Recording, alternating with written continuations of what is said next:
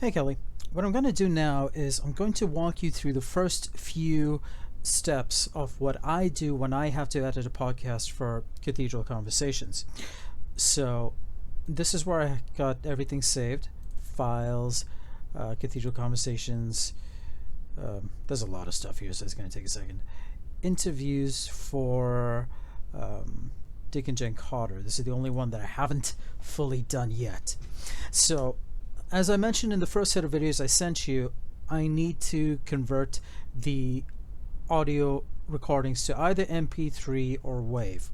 What I'm going to do now is, as you can see, this is an MP3, so it's fine, but for the podcast I want the recording quality to be as good as possible.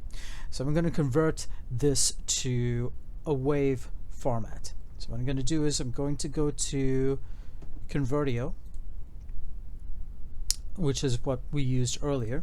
Going to start a brand new recording, brand new conversion project. So click and drag. This is the MP3 file to here, and Convertio knows pretty much what I do just because I use this so much. And then I'm going to click convert. I'm going to pause the recording here because this is going to take up. Actually, this is going much faster than I thought. But I'm still going to pause the recording here because converting these larger files does take a while, and I'll resume the recording when it's ready.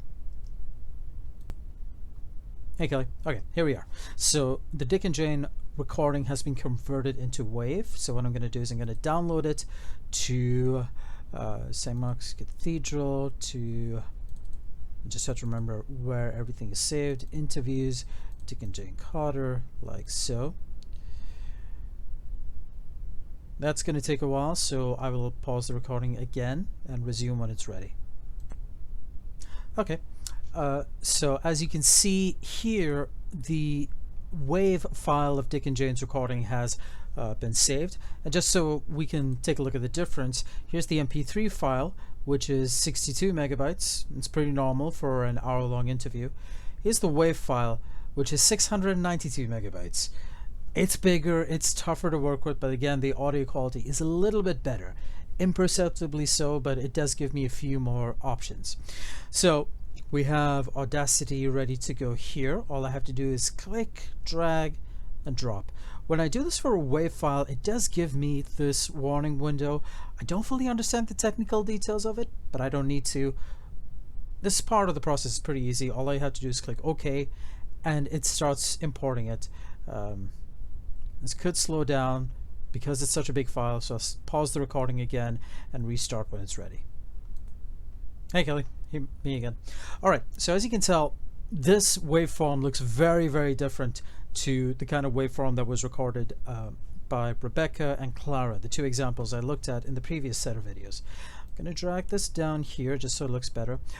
Obviously this is different because we're using a different recording source for this, but you can also get a sense of how long this is. Now this audio track is an hour long. We can see that in the timing here. It goes all the way up to a little bit more, maybe an hour and 10 minutes. Yeah, it was an hour and 8. So to zoom in, this is where the Control and 1 function really comes in handy, because otherwise it's impossible for me to see exactly what's being said when. So this will also take a second because of how long the audio file is. The smaller the audio files are, the easier they are to work with. The bigger they are, obviously the clunkier they are. I'm going to hit Control and 1. It's going to take the computer a second to catch up with that, but once it does, then moving back and forth between the audio files becomes much easier.